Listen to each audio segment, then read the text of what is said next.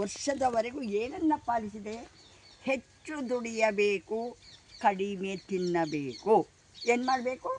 ಹೆಚ್ಚು ಶ್ರಮ ವಹಿಸಬೇಕು, ದುಡಿಯೋದು ಹೆಚ್ಚಾಗಬೇಕು, ತಿನ್ನೋದು ಕಡಿಮೆಯಾಗಬೇಕು. ಕಡಿಮೆ ತಿಂದಷ್ಟು ಆರೋಗ್ಯದಾಯಕ.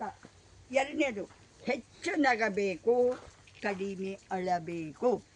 ಹೆಚ್ಚು ಪ್ರೀತಿಸಬೇಕು, ಕಡಿಮೆ ದ್ವೇಷಿಸಬೇಕು. ಹೆಚ್ಚು ಆರೋಗ್ಯವಂತರಾಗಿರಬೇಕು, ಸೋಮಾರಿಗಳು ಆಗಿರಬಾರದು.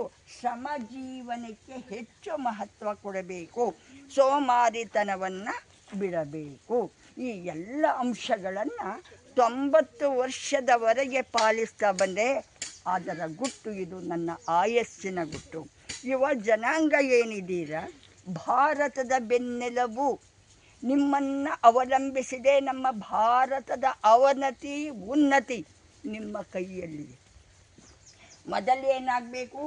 ಎಲ್ಲ ಮಾಲಿನ್ಯ ಆಗೋದಕ್ಕೆ ಕಾರಣ ನಮ್ಮ ಮನಸ್ಸಿನ ಮಾಲಿನ್ಯ. ನಮ್ಮ ಮನಸ್ಸು ಹಸನಾಗಬೇಕು, ಎಲ್ಲವೂ ಸರಿ ಹೋಗುತ್ತೆ.